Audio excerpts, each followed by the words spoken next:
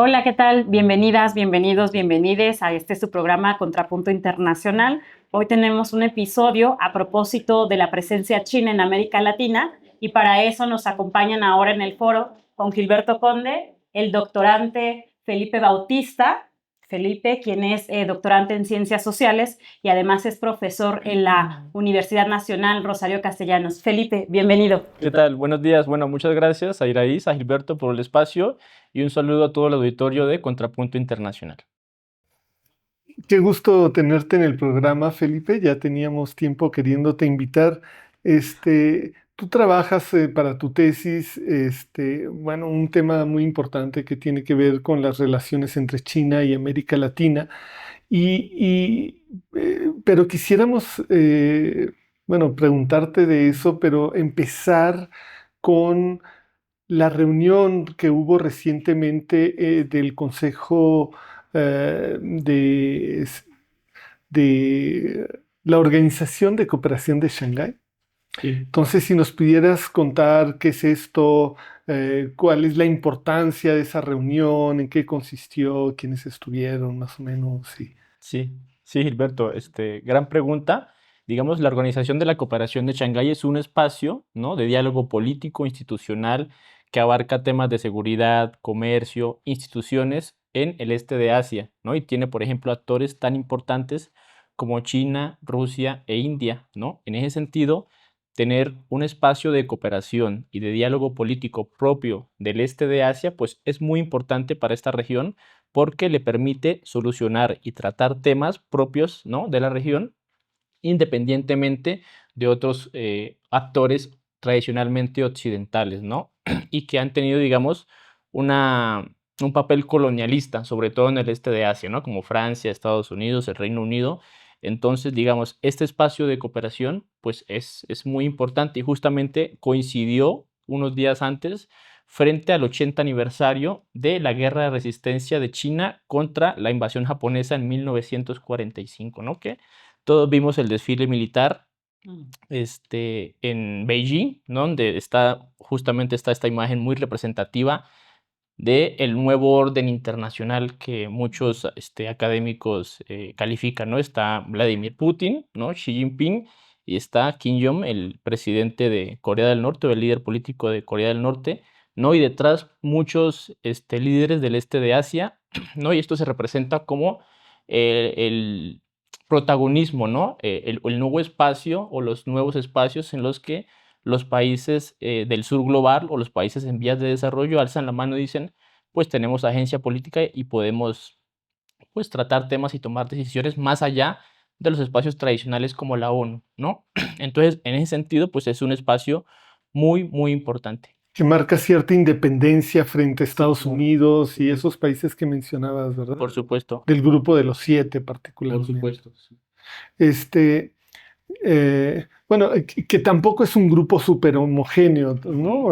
Porque hay diferencias importantes entre India, China, Rusia. Digamos, es muy importante resaltar, por ejemplo, ¿no?, que es algo que no pasa en América Latina, ¿no? A pesar de que son sistemas políticos diversos, sistemas económicos diversos en el este de Asia, ¿no?, y en Asia Pacífico, E ideologías. ideologías, sistemas políticos diferentes. Por ejemplo, India es un aliado muy importante de Estados Unidos y eso no es impedimento para que haga parte de la Organización de la Cooperación de Shanghái, ¿no? Yo creo que eso es un logro muy importante para esta organización, que a pesar de las diferencias políticas, económicas, culturales, es un espacio donde pueden converger y dialogar, ¿no? Es algo que, por ejemplo, en América Latina nos ha costado muchísimo, ¿no? Que UNASUR, que la CELAC, que la Comunidad Andina de Naciones, Mercosur, ¿no? Bloques muy fragmentados y guiados ideológicamente, ¿no? Y digamos, eso es algo que en lo que Asia Pacífico pues nos lleva ventaja. Sí, la Alianza del Pacífico. Sí, pero ¿qué implicaciones tiene este tipo de reuniones en este contexto, claro, ¿no?, de coyuntura, un montón también de conflictividades? ¿Qué nos está mandando esos mensajes a propósito de estas organizaciones y estas reuniones? Sí, es una gran pregunta, Iraís. Yo creo, desde mi perspectiva, que es, digamos, un reflejo de la formación de un nuevo orden internacional. Nuevo en el sentido de que permite la agencia de actores no tradicionales, ¿no?, en el este de Asia. Y en ese sentido, yo hago un llamado para no ser, digamos, lanzarnos a calificarlo como un mejor orden internacional. Yo no diría que mejor orden, sería muy apresurado y muy prepotente llamarlo un mejor orden internacional. ¿Es algo distinto a lo que hemos visto desde Occidente? Sí, es distinto, ¿no? Pero ya, digamos, el tiempo y estos diferentes actores nos van a permitir calificarlo, pero que es algo distinto definitivamente. Ya.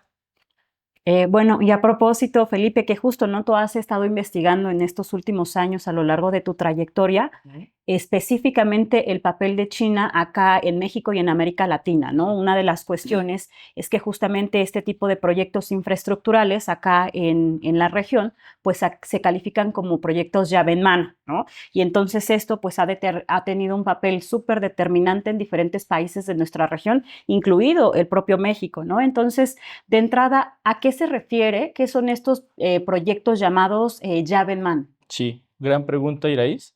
Muchas gracias. Es importante resaltar que estos proyectos de infraestructura llave en mano se dan en el marco de la cooperación internacional para el desarrollo que China implementa a través de su política exterior.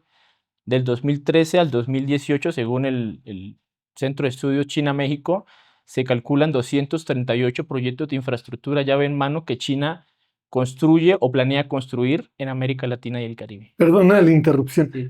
¿Qué es un proyecto llave en mano? Sí, justo para allá voy.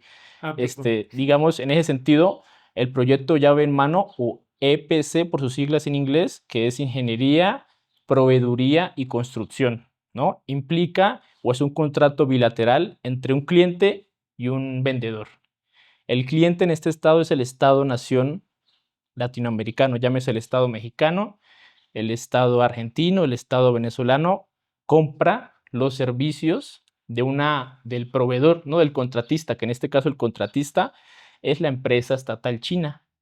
Bueno, dentro del el universo de proyectos de infraestructura llave en mano, el 80% de empresas son estatales de China, ¿no? Entonces, exacto, el proyecto llave en mano implica que la empresa estatal china se encarga de el diseño, la ingeniería, la construcción de la obra y en muchos casos el financiamiento, ¿no? De la obra de infraestructura, pero la propiedad del proyecto siempre va a recaer en el cliente, en ese estado, pues el Estado-nación, ¿no? Ajá, llave en mano, como que te dejo todo listo, ya nada más te entrego la llave y tú compras la cajita feliz y ya, ahí incluye todo, ¿no? Y hasta mano de obra luego incluye.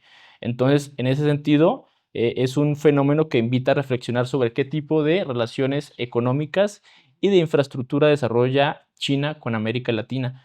Porque, ojo, esto no es inversión extranjera directa, ¿no? Porque luego los análisis económicos se guían por analizar la presencia de un actor en un país a través de la inversión extranjera directa, ¿no? Entre más inversión extranjera directa quiere decir que hay mayor presencia, pero la inversión extranjera de China en América Latina está muy lejos de Estados Unidos o de Europa, ¿no? Eso nos invitaría a decir que pues, la presencia de China en América Latina está pues, muy distante, ¿no? Sin embargo, del 2013 al 2018 hay 40.000 millones de dólares de inversión de proyectos de infraestructura llave en mano, ¿no? Que es en toda la región. En toda la región, que está clasificado como cooperación internacional para el desarrollo, que es algo muy diferente a inversión extranjera directa, ¿no? Entonces, por ejemplo, el proyecto del puerto de Chancay en Perú, que es un proyecto supremamente polémico porque pues, se demoniza a China como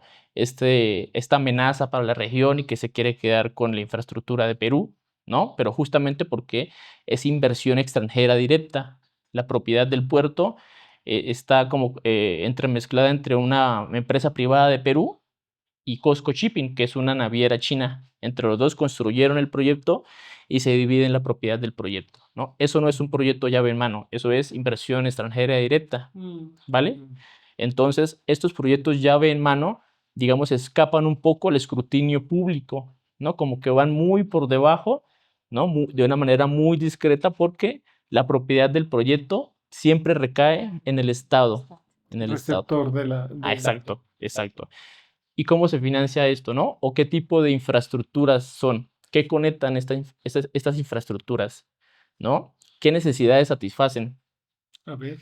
Sati- satisfacen las necesidades de América Latina, ¿no? De los países locales, ¿no? O satisfacen las necesidades de la economía mundo, ¿no? A partir de allí yo pretendo o invito a que reflexionemos, ¿no? A partir de cómo se da este tipo de relación entre China y América Latina. Sí, claro. Eh, Felipe, pues nos dejas bastante como todavía en el tintero a propósito de eso. Ya nos mencionabas, ¿no? En qué consistía toda esta cuestión de llave en mano, pero ¿qué implicaciones tiene en términos de un nuevo patrón de desarrollo? Sí, justamente, Irais, por ejemplo, vamos a mencionar el caso de México, ¿no? México tiene una relación, pues obviamente muy cercana con Estados Unidos, ¿no? Es el Claro. principal socio comercial. Hay una cláusula del TEMEC, creo que es el artículo 32, que dice que si Canadá o México quieren establecer un tratado de libre comercio con una economía no mercado, tiene que pedir permiso prácticamente, ¿no? A un comité ahí del TEMEC. Entonces, obviamente pesa la relación económica entre México y Estados Unidos. Sin embargo, eso no es impedimento para que México desarrolle proyectos llave en mano con China que pasan muy desapercibidos, ¿no? Por ejemplo, el tramo 1 del Tren Maya, proyecto insignia de la administración de López Obrador. El tramo 1 fue construido a través de un proyecto llave en mano con una empresa china, ¿no? Y eso poco se habla. Por ejemplo, en el contrato inicial, ¿no? De llave en mano, decía que todos los suministros, materiales e incluso algún tipo de mano de obra debía provenir de China, ¿no? A pesar de que Fonatur fue quien financió la obra, ¿no? Sin embargo, con el estallido de la pandemia, se firmó un nuevo contrato porque la cadena de suministro se rompió, ¿no? Por la pandemia. Entonces, eso obligó a que el nuevo contrato estableciera fábricas de durmientes en Campeche, ¿no? Entonces, solo a través de la pandemia fue que se pudo incluir al menos un poco de encadenamiento productivo local. Una especie de efecto positivo Exacto, exacto, de una exacto, desgracia como la exacto. pandemia de COVID. Pero eso, hablando de la construcción de la obra, vamos más allá. ¿Para qué sirve esa obra? El tramo 1 del Tren Maya, ¿qué conecta? ¿Qué necesidades satisface? ¿No? Si nos vamos a ver, la industria del turismo, según Saskia Sassen, es una industria extractivista porque desplaza a la población local, ¿no? Digamos, enriquece grandes conglomerados como los hoteles, todo incluido, los all resorts, ¿no? Entonces, por un lado, el turismo sigue siendo una industria extractivista, ¿no? Y por el otro lado, la presidenta Claudia Sheinbaum mencionó en diciembre que el Tren Maya también iba a ser parte de un corredor de transporte de carga, ¿no? Que iba a estar conectado al istmo de Tehuantepec. Claro. Entonces, volvemos a la pregunta, ¿no? ¿Qué conecta esta infraestructura? ¿No? ¿Va a conectar población local? ¿Va a conectar encadenamientos productivos locales? ¿O va a servir como una alternativa al Canal de Panamá? Que digo, no es bueno, no es malo, ¿no? O sea, el comercio internacional, pues, puede ser positivo, pero cuando hay otra pandemia o cuando haya otra crisis económica internacional, este tipo de infraestructuras pues, van a quedar relativamente obsoleta porque el turismo disminuye y el comercio internacional pues también disminuye, ¿no? Entonces, Sí, digamos que hay toda sí, una dualidad, ¿no? En cuanto a la utilidad de los grandes proyectos de infraestructura que sirven para los procesos de acumulación de capital, obviamente, pero deberíamos ser vigilantes para que le sirvan a la población local Exacto. y que claro, sean realmente útiles para la gente claro. de todos los días, ¿no? Por ejemplo, si me permiten, Sí, porque hay un caso de una hidroeléctrica en Ecuador, ¿no? La sí, Coca-Cola Sinclair, que es un proyecto de infraestructura también llave en mano y que digamos así como de manera rápida no parecería un proyecto extractivista, ¿no? Una hidroeléctrica pues es energía relativamente limpia, y es una oportunidad pues para generar encadenamientos productivos, a lo mejor, ¿no? Quiero sí, pensar. claro. Entonces uno se pone a revisar el contrato llave en mano entre el Estado ecuatoriano y obviamente el Estado chino y se encuentra un montón de cosas que sorprenden. Por ejemplo, el financiamiento se da a través del Banco de Exportación e Importación de China, ¿no? Y en el contrato de financiamiento dice que el valor nacional agregado en el que puede participar Ecuador es del 15% mínimo en la construcción de la obra. O sea, de todo lo que se construyó en la hidroeléctrica, solo el 15% va a ser valor nacional agregado ecuatoriano, ¿no? También en el contrato menciona la posibilidad que en caso de que Ecuador no tenga divisas para pagar, ¿no? Puede ser pagado a través de mercancías exportables, ¿no? Vaya uno a saber qué tipo de mercancías, petróleo, gas, ¿no? Entonces, al final del día, pues reproduce una economía extractivista, ¿no? Y otra cosa muy importante, por ejemplo, en el 2008, Rafael Correa promovió una nueva constitución en Ecuador, Sí, muy vanguardista porque reconoce los derechos de la naturaleza, claro. ¿no? Que eso pocas constituciones a lo mejor lo reconocen, ¿no? El derecho de la naturaleza y el buen vivir, ¿no? Entonces, justo está esta contradicción de seguimos reproduciendo una economía extractivista, ¿no? Y un modelo de modernidad que subordina la naturaleza frente al crecimiento económico, al mismo tiempo que en tu constitución, pues, reconoce los derechos de la naturaleza y el buen vivir, ¿no? Claro. Pero ya han pasado varios gobiernos en Ecuador que seguramente no les interesa honrar esa constitución, ¿no? Ujú. Pero y entonces, ¿no? ¿De qué se trata? Claro. Sí, Felipe, si me permites, o sea, esto que nos estás platicando y en contraste también, ¿no? Como iniciábamos, ¿no? Iniciabas tú mencionando esta diferencia de un orden mundial que mencionabas, no es precisamente occidental. Sin embargo, ahora con lo que nos cuentas, claro, o sea, seguimos viendo un modelo de acumulación que está basado desde luego en el despojo, y la cuestión de los capitales infraestructurales van a ser fundamentales para continuar con esa reproducción. En ese sentido, entonces, no habría un cambio como en términos justamente de un bloque o un bloque histórico, ¿no? Como por llamarlo de alguna forma, sino más bien una continuidad y quizá un cambio de bando, ¿no? Sin embargo, el capital pues sigue manteniendo esta forma de riqueza y demás. Sí. Sí, o sea, yo agregaría, creo que va en el mismo sentido de lo que plantea Iraíz. Digamos, Estados Unidos, el imperialismo estadounidense que ha sido dominante en América Latina durante 100 años, Sí. lo que sea, un poco más, probablemente, ha tenido una visión de explotar América Latina, explotar sus recursos naturales, de una manera extractivista, llevándose todo lo que puede, y con muy poco interés en el desarrollo real. Al contrario, hay un impulso al subdesarrollo, podríamos decir, probablemente. Entonces, eh, completando la pregunta de Iraíz, ¿el modelo que estamos viendo por parte de China es realmente alternativo? ¿Sí está queriendo desarrollar América Latina o se asemeja a esta idea de pues simplemente llenar las arcas de las empresas chinas? Sí, gran pregunta, Gilberto Iraíz. Si nos ponemos a revisar el tipo de cooperación que ha tenido Estados Unidos con América Latina, por ejemplo, la Alianza para el Progreso del siglo XX, ¿no? Es cooperación económica a cambio de gobiernos democráticos, ¿no? A cambio de, o ni siquiera democráticos, porque apoyó un buen de dictaduras, ¿no?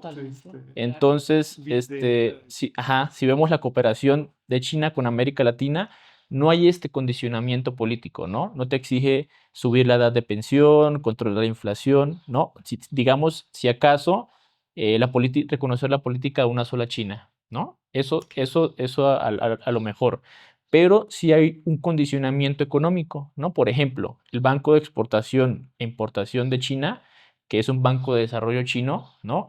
Para brindar financiamiento no exige que subas la edad de pensión, no le exige ni a Ecuador ni a Argentina que suba la edad de pensión, pero en el contrato de financiamiento sí exige que ese dinero se utilice para, digamos, comprar materiales provenientes de China o utilizar mano de obra china o construir el proyecto en base a estándares chinos, ¿no? Si el día de mañana se daña una turbina de la hidroeléctrica, ¿a quién vas a llamar? Pues al ingeniero chino, ¿no? Claro. Entonces, no hay un condicionamiento político, pero sí hay un condicionamiento económico, ¿no? Que al final del día se da en una relación económica asimétrica, ¿no? Porque obviamente la economía de China está muy por encima de la economía de los países de América Latina y el Caribe. Entonces, en ese sentido, si bien no hay condicionamiento político, sí hay un condicionamiento económico que subordina, ¿cierto?, el papel de los países de América Latina y el Caribe frente a China. Ya, ¿Y otros países de América Latina tienen una relación similar con China? Pues mire, por ejemplo, en la iniciativa de la Franja y la Ruta, ¿no? Que es Sí, este claro. proyecto geopolítico Sí. de China a nivel mundial, que inicialmente ¿Qué América, consiste en, si sí, pudieras la resumirnos? iniciativa de la Franja y la Ruta, o comúnmente, popularmente llamada Nueva Ruta de la Seda, ¿cierto? Pretende, o es el proyecto geopolítico de China encabezado por Xi Jinping, ¿no? Que es conectar el mundo en desarrollo, ¿no? A partir de la iniciativa de la Franja y la Ruta se pretenden construir infraestructuras que le permita al mundo en desarrollo, pues, aumentar su productividad, aumentar el intercambio comercial, crecimiento económico y desarrollo común y equitativo. Y que incluye instalaciones portuarias, ferroviarias, autopistas, pero también me imagino oleoductos, Sí, gasoductos. exactamente.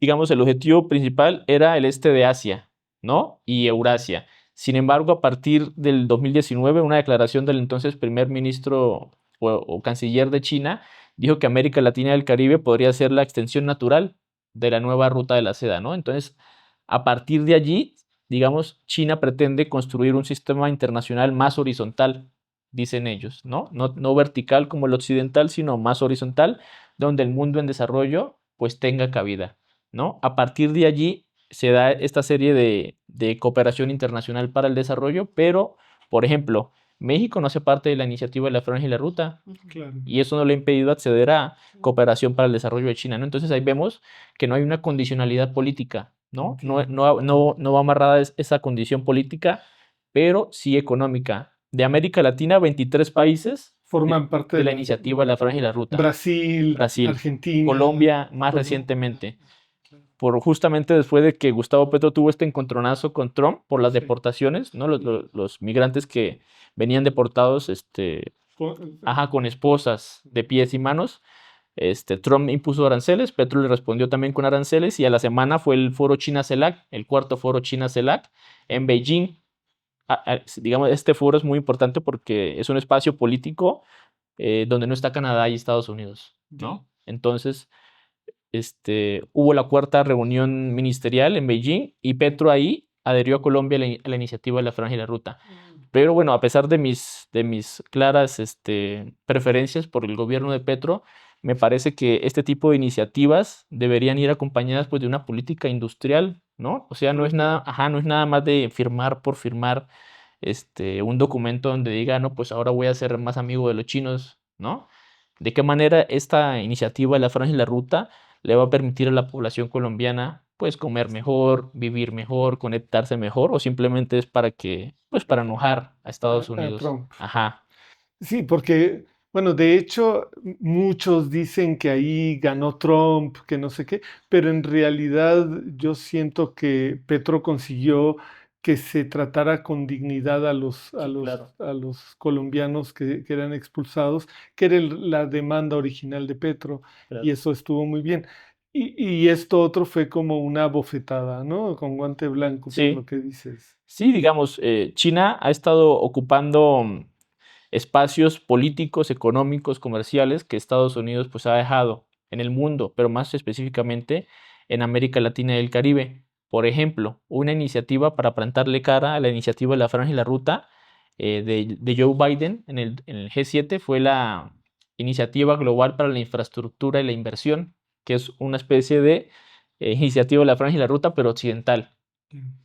No pegó, no hubo financiamiento, no hubo acompañamiento, ¿no? Eso se quedó en el papel, lo cual, pues, demuestra, no sé si la incapacidad o a lo mejor el desinterés por parte de Occidente de acompañar este tipo de iniciativas, ¿no?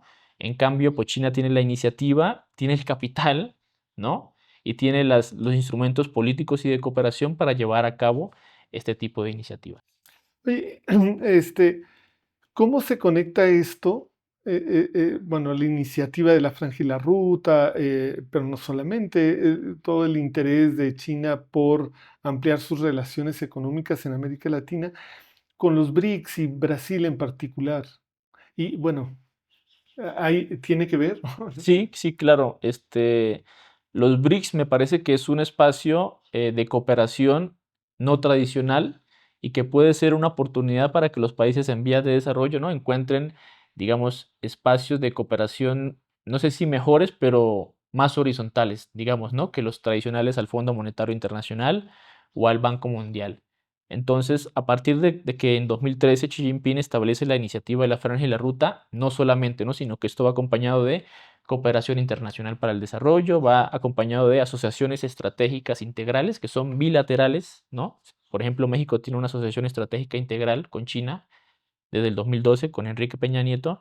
Entonces, digamos, la estrategia de China es consolidarse como el líder del mundo en desarrollo, ¿no? Esto a largo plazo, ¿para qué le va a servir? No sé, digamos, o este tipo de infraestructuras, ¿para qué le va a servir a China, ¿no? Tener este mundo en desarrollo aliado, no digamos subordinado, ¿no?, sino aliado con China, digamos, en una guerra comercial con Estados Unidos mucho más intensa, no estamos hablando de una guerra bélica, ¿no?, sino una guerra comercial más intensa con Estados Unidos, el hecho de China administrar un puerto en el Caribe, tener una alternativa al canal de Panamá que sea el istmo de Tehuantepec para mover sus mercancías, eso puede ser, ¿no?, una alternativa muy importante para conectar sus infraestructuras, ¿no?, más allá de China. Claro, el transporte de mercancías Exacto. entre China y Europa o Sí, África, no eh, se ve obstaculizado por, ajá, digamos, los caprichos de Trump. exactamente, ¿no? Y al final del día es lo que decía Iraíz, ¿no?, reproducir el capital.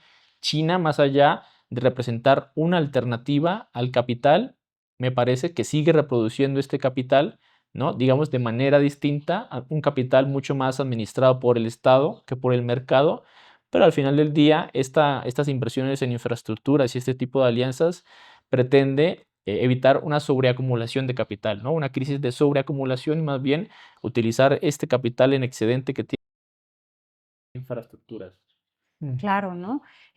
Fíjate, Felipe, que en las sesiones anteriores, la sesión anterior hablábamos, en sesiones previas, perdón, hablábamos con María José Rejas y mencionaba ella o hacía énfasis justo en que América Latina no es el patio trasero de Estados Unidos, sino que es la región fundamental, ¿no? Es decir, donde se basa justamente esta hegemonía, es la base material. En este sentido, entonces, pues ahora que te estamos escuchando, cómo justamente América Latina está dentro de esa disputa geopolítica, por ejemplo, por decirlo de alguna forma, aunque sin ánimo de sonar dicotómica, entre Estados Unidos y China, ¿no? En términos, claro, infraestructurales, que ya lo decías, no es una cosa menor, porque la inversión en infraestructura significa la capacidad de seguir manteniendo la acumulación e irla redirigiendo hacia ciertos bandos. Entonces, en este sentido, pues, ¿qué capacidades institucionales y qué políticas serían necesarias para que América Latina tuviese una autonomía frente a esta disputa, que en este momento se plantea como una disputa en términos infraestructurales? Como para cerrar, ¿no?, y redondear esto que te lanzo, porque justamente vemos, o sea, y ya lo mencionabas, una presencia de China, aunque digamos no tan coercitiva como lo ha hecho históricamente Estados Unidos. Sin embargo, no vemos un proceso, ya lo mencionabas, de industrialización o bien de desarrollo, comillas, que sea benéfico para las sociedades latinoamericanas. ¿Tenemos posibilidad en ese sentido de mantener autonomía frente a esta disputa capitalista? Sí, gran reflexión, Iraíz, y también yo invito a todo el auditorio a que reflexionemos, ¿no? Más allá de ver a China como una amenaza, me parece que este momento del sistema internacional es una oportunidad para que América Latina y el Caribe pueda obtener mayor margen de maniobra, ¿no? Por ejemplo, este tipo de iniciativas como la Franja y la Ruta o la Alianza Global para la Inversión y la Infraestructura liderada por el G7, América Latina y el Caribe debe aprovecharlos, ¿no?, para obtener mayor margen de maniobra. Por ejemplo, ¿cómo? A través de una negociación conjunta. La CELAC, por ejemplo, que incluya a todos los países de América Latina y el Caribe, más allá de ser un foro de negociación o de diálogo político, más bien debería centrarse, ¿no?, en negociar de manera conjunta. Si viene Estados Unidos o si viene China a hablar de proyectos de infraestructura, digamos, bueno, está bien, vamos a hablar de proyectos de infraestructura, pero vamos a poner ciertas condiciones, ¿no? nos vas a transferir tecnología, Claro. vas a permitir que los proveedores locales participen en la construcción de la obra y en el mantenimiento de la obra, ¿no? Porque si nada más se utilizan materiales, ¿no? O mano de obra proveniente de estos países, pues ¿dónde vamos a quedar nosotros, ¿no? También la creación de un mercado común latinoamericano, que comerciemos más entre nosotros. Entre América Exactamente, porque el día de mañana hay una crisis económica internacional y a quién le vamos a vender, quién nos va a comprar, ¿no? Entonces, Como ahora que Trump está chantajeando al mundo con sus aranceles exacto, y estamos pues sin alternativa, exacto, porque no solo, pero bueno, México prácticamente solo le sí, exporta a Estados exacto, Unidos y y si tuviéramos un mercado interno exacto, mexicano, pero también un mercado latinoamericano, no dependeríamos tanto de Estados Unidos y no podrían realizar ese tipo de chantajes. exactamente, ¿no? Si vemos, por ejemplo, el porcentaje del PIB de México dedicado al comercio, el 73% del PIB de México depende del comercio internacional, ¿no? Eso quiere decir dos cosas, o hay un subregistro de economía informal en México, Bueno, que es malo, pero o, normal, por eso es bueno, informal, ¿verdad? bueno, o dos, la dependencia de México del comercio internacional es gravísima, Es- gravísima, gravísima, ¿no? Entonces, Sí. justo lo que decía Gilberto, ¿no? Fortalecer un mercado local, un mercado nacional, ¿no? Eso uno. Segundo, crear un mercado regional que México y Brasil intercambien productos, México, Argentina, México, Colombia, ¿no? México y el Caribe, ¿por qué Claro. no? ¿No? Estando tan cerquita. Entonces, Sí, el Caribe, ajá, aquí está, ¿no? ese tipo de iniciativas le darían mayor margen de maniobra a los países de América Latina frente a estos actores extrarregionales que pues plantean relaciones económicas asimétricas, supremamente asimétricas, ¿no? Otra cosa, por Sí, ejemplo, políticas industriales, ¿no? A mediano o largo plazo, más allá, o sea, más allá de un proyecto político de partidos, un proyecto de nación, ¿no? Que incluya, que vaya más allá de, por ejemplo, en Colombia el uribismo o el petrismo, ¿no? Me parece que crear una visión de país a largo plazo con políticas industriales serias, ¿no? Que impliquen transferencia de tecnología, encadenamientos productivos locales, eso va a permitir digamos, la consecución no de un desarrollo totalmente igualitario, ¿no? Pero sí, pues, un mayor margen de Exacto. autonomía. Sí, claro. sí, mira, esto entra en resonancia con algo que mencionabas hace rato y que me parece fundamental. China ha logrado este grado de desarrollo por una política, sí, capitalista, etcétera, pero aplicada de una manera muy inteligente, creo yo, y que tiene que ver con, al inicio ofrecieron mano de obra barata, pero la condicionaron justamente a algo que tú mencionabas, que es la transferencia de tecnología a Claro. China. Y China ha sido capaz, por una serie de razones, incluido un sistema educativo muy fuerte y un sistema de planificación también importante, ha sido capaz no solamente de importar esa tecnología, sino de desarrollar nueva tecnología sobre la base de ese aprendizaje, de esa transferencia tecnológica. México, América Latina, deberíamos estar pensando en hacer algo parecido, ¿no? Claro. Sí, ahora sí que cabe aquí el dicho, amiga, date cuenta, ¿no? De que no todo tiene que recaer en Estados Unidos, sino que hay que ver las oportunidades que ofrece China en cuanto a transferencia de tecnología, ¿no? Cuando llegó Nixon a negociar a China esta apertura comercial, ¿no? China no le dijo, no, pues sí, tú trae tus empresas y tú construye con tus estándares, ¿no? China le dijo, no, tú traes tu inversión y traes tus empresas a cambio de que me enseñes cómo producir celulares, a cambio de que permitas que mi mano de obra se pueda integrar a la producción de electrodomésticos o lo que fuera que Occidente produjo en China, ¿no? Entonces, pero eso también, o sea, dependió de los chinos, ¿no? Sí. Entonces nosotros tenemos que tener una agencia política y económica y lo que les digo, negociar de manera conjunta es más fácil que negociar pues entre El Salvador y China, ¿no? Entre Honduras y China, ¿no? Claro, sí. Si negociamos de manera conjunta va a ser mucho más fácil acceder a este tipo de tecnología o acceder a este tipo de concesiones, ¿no? Entonces, me parece que es importante que tengamos la iniciativa de pedir transferencia tecnológica, ¿no? Cooperación en política industrial, o participación de proveedores locales a través de este tipo de proyectos de infraestructura. Sí, gracias, Felipe. Pues como para ir cerrando, Gilberto, Felipe, ¿no? O sea, ya planteabas esto, ¿no? Esta posibilidad de la construcción, que siempre esto, ¿no? Existe esa posibilidad de la autonomía. Sin embargo, también ya platicábamos en sesiones anteriores, ¿no? A propósito de la fortaleza de las ultraderechas. Y desde luego, ¿no? O sea, una cuestión fundamental de las ultraderechas no es en sí, digamos, la autonomía de los países, de las economías, sino más bien el fortalecimiento en términos tanto económicos como políticos de esa élite política que hay que decir no es homogénea, no todos son amigos, pero ciertamente sí están disputando esos flujos comerciales del capital que le están asegurando esa posición. En ese sentido, o sea, si bien planteas esto, pues se ve un panorama pues bastante complejo, bastante difícil, porque estamos hablando pues de estructuras consolidadas, además históricas, ¿no? Es bastante complejo romper o, sí, digamos, por lo menos fragmentar esa relación histórica que ha tenido México en conformación con Estados Unidos, como para ir yendo hacia allá, ¿no? Entonces, pensaba justo en eso de no dejar como quitar el dedo del renglón a propósito de las implicaciones políticas que eso traería, ¿no? Sí, digamos, es una oportunidad, yo creo que no ha pasado mucho tiempo y quizá en cuánto tiempo pasará, ¿no? Este proceso de transición del sistema internacional, mucho más, digamos, horizontal o multipolar, ¿no? Entonces, en ese sentido, un país como México, por ejemplo, ¿no? Con un gobierno progresista, yo pensaría en que le estuviera apostando a una diversificación comercial, ¿no?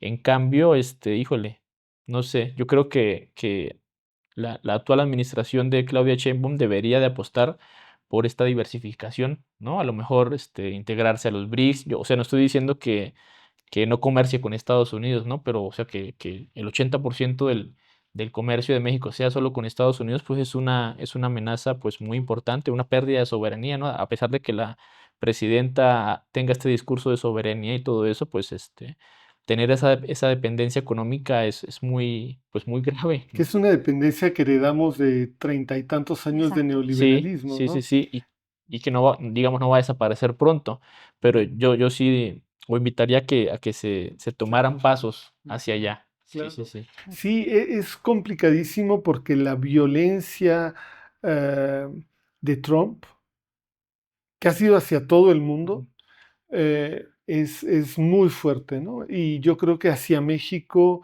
y Canadá, bueno, pero hacia México es brutal Sí. esa violencia con todas las amenazas, por supuesto, en términos de aranceles, pero en todos los ámbitos. No solo aranceles, porque bueno, tú sabes bien que están eh, amasando fuerzas, tropas, navíos en el Caribe, Ujú. los estadounidenses. Sí. Sí, para amenazar a Venezuela, les interesa sus hidrocarburos, pero también amenazar a México, a Sí. Colombia, a todo el Caribe. Este, y eso es parte de esa violencia chantajista Sí. de un personaje como Donald Trump. Eh,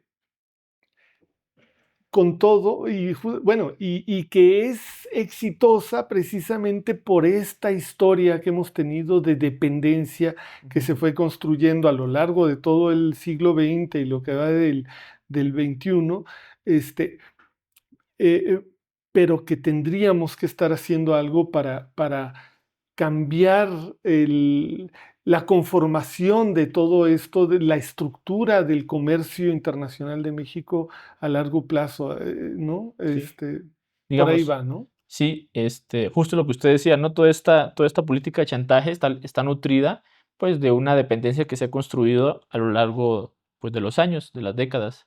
¿Cómo eliminamos esta dependencia? Pues a través de una política industrial, ¿no? A mediano y largo plazo que le permita a México fortalecer su mercado interno, no depender del comercio internacional.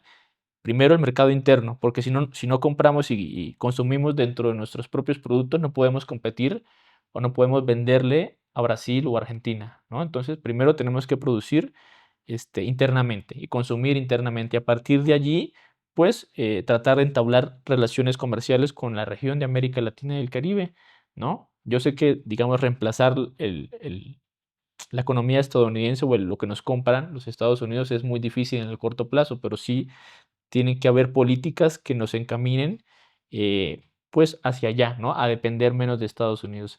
No quiero decir tampoco que ahora hay que reemplazar a Estados Unidos con China, no más pues para enojar a Trump, ¿no? No, todo lo contrario, me parece que hay que ir más allá, ¿no? Y buscar alianzas o actuar en bloque, ¿no? Si no quieres con América Latina y el Caribe, pues con los BRICS, ¿no? Que si te unes a los BRICS, te van a poner aranceles, pues ya los puso, ¿no? Pues sí, el chantaje está ahí y el chantaje va a crecer siempre. Este, eh, eh, u- una cosa de qué significa, porque creo, bueno, ya estamos al límite del tiempo, ¿verdad? Pero ¿qué significa esto del mercado interno? Y significaría el mercado, ampliar el mercado interno significaría, por supuesto, que las empresas en México, y ahí puede intervenir también el gobierno Sí, para impulsar eso, sí.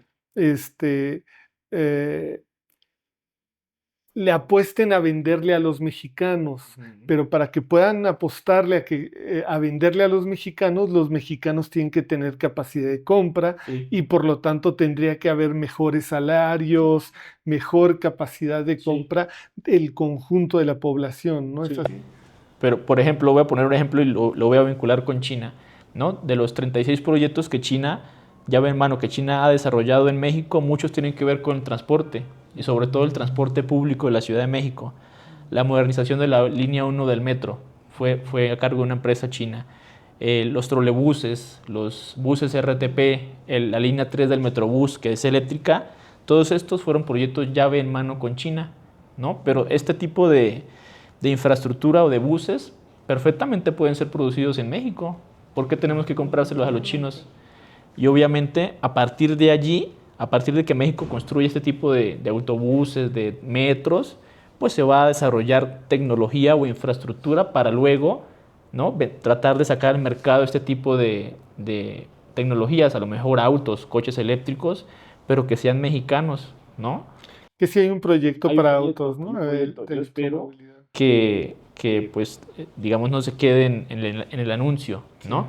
Pero lo que yo me refiero es que, Que así como ajá, eso haya otros. exacto, es muy difícil, digamos, hablar solamente de Bimbo, ¿no? Digamos, de empresas manufactureras, pues, de poco valor agregado, Exacto. ¿no? Ay, perdón por la cuña. Pero sí me refiero, por ejemplo, a que a partir de la cooperación internacional o a partir de esos proyectos de infraestructura, ¿no? Hay una transferencia de tecnología y que le permita a México dejar de depender, ¿no? Si se daña un trolebús, traerlo de China, no, ¿por qué?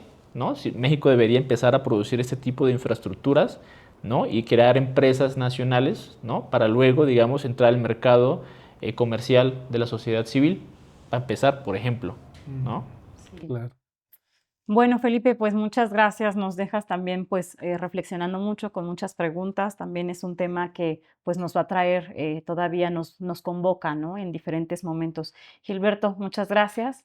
Y de ahí, muchas gracias. Y Felipe, Gracias a ustedes. y ojalá que sigamos colaborando. Sí, ojalá que sí, yo espero que sí. Gracias a ustedes por el espacio y la plática muy interesante. Muchas gracias a todas ustedes. Nos vemos en un próximo episodio. Gracias. Gracias.